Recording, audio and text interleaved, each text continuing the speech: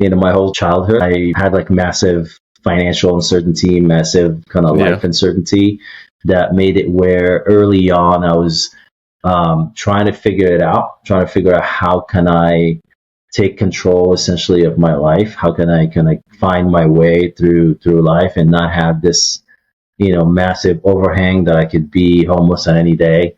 And and especially the second time when my parents divorced, my grandfather passed away around the same time, and so he was kind of like the core father figure for the family, which made it where a lot harder because now my grandma and her kids had their own financial uncertainty, so they didn't want to take on another burden of two more children. So I had this whole kind of like awareness of like not being wanted essentially in that situation, and not and not having that financial that life certainty. I'm not gonna say just financial, but all of it, all the basic needs, if you will. So early on, I remember 6-7-year-old, I'm asking people around me what they did, how much they made, if they rented or owned, how much is their rent, how much is their water bill, how much is their electrical bill. Wow. And it's fascinating because you ask enough people, you start noticing the patterns of the people who have their act together and people who don't, and people who know and people who don't, and majority of people just don't know. So early on, I came to the realization that no one knows anything. So that's essentially kind of like my base case for everything in life, is that no one knows anything. And I start with essentially basic rules, basic fundamental questions. What are we doing here? What's the goal?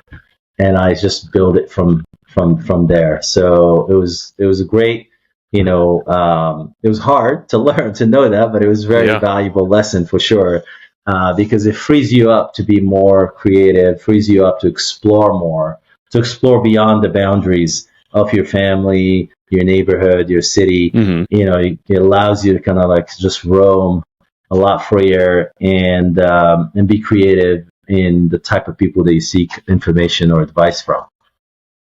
Man, that is, I mean, at 6, 8, 10 years old, I was riding my bike around everywhere, never asking anybody anything, right? It was just me and my buddies out to rule the world, shooting BB guns at each other and stuff, So, like to hear that those are the types of questions you were asking. Like, were you around adults that talked to you about that, or was it just your like understanding of the uncertainty in which you lived that led you to ask those questions? Yeah, it's more of the latter. Just understanding the situation. Understanding, my mom was a kind of like a stress basket, so she kind of made it even worse for us. Yeah, but it's good and bad. Like everything is good and bad. It's bad from one sense because it created a lot of too much cortisol for a young person, but it was good because it kind of lit a fire under me to actually figure it out sooner than I needed to. So I almost like had a head start. As opposed to my cousins and, all my family on thinking about these things and becoming, a little bit more responsible, a little bit more of an adult, and just take responsibility for myself, if you will. I mean, I'm still intrigued. I want to keep walking down that road. Yeah. That's odd for me. There's a ton of lessons, so I'm happy to explore it, whichever you want. I tell my kids this stuff, so we talk about this every day. Yeah. Oh, I would imagine. Yeah. And we'll get into it on your morning breakfast meetings that you guys have. We'll definitely get into some of that. But I just don't understand. So I saw like my parents. There was a lot of paycheck to paycheck as I was growing up, and I just it was always, oh man, something broke on the car. I have no idea how we're going to get this fixed, type of stuff. And it was just but for me, it was like, well, I mean, I'm 10, ain't nothing I can do about it. And I didn't so it never registered in my brain. But then I'm listening to you, like I'll sit back and listen to a couple times that you've talked about the various different markets and how you delve deep into the market and understand what's going on like the different ways of like how credit's being utilized in America and where debt's going and all this stuff. And you'll dig into all of that stuff on a micro and macro level. So like, I mean, apparently something has been there for a long time for you to want to do all of this stuff. But sparking that fire, I'm just curious, like, is was it something maybe in school? Have you ever sat back to really say, okay, well, like a normal, and I'm not calling you abnormal necessarily, but a normal 6, 7, 8-year-old doesn't sit there and think, okay, I see what's going on around me. Let me figure out how I can make it better for myself later. Like that, like that's intriguing. So, how do you think you walked down that path to get there? It's very tough. I mean, I think maybe I have a little bit more, a little bit better quality memory, I guess. Like I just pick up stuff. Like I was one of those kids that's always listening. So I remember in kindergarten, they will ask us to take naps. And I remember that the school teachers were talking about, the diet advice. And one of the ladies was telling the other one that dark chocolate was good for you. And then I'm like, in the middle in the house with my mom and then with her friends, and she was talking, and I jumped in the conversation telling them about all the diet advice that the teachers were talking about. and so I'm like, how do you know this? And then I'm just listening to stuff. So maybe I'm kind of like that person, just absorbs a lot of stuff. So I remember kids 2 years old shouldn't remember things. Yeah. But I remember if someone had asked me one time, what is your first ever memory? Which is an interesting question. And it's like, what's your first memory? And I'm like, my first memory was my parents fighting over what type of beans my mother had bought.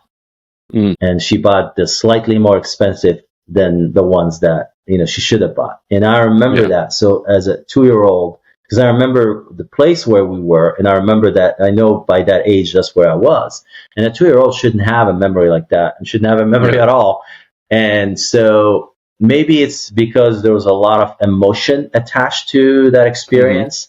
So my mother had a lot of stress, or my father had a lot of stress, so that absorbed on me, so I remember it.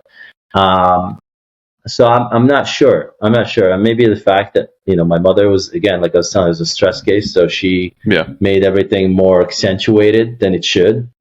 And that created these memories in my head of these moments.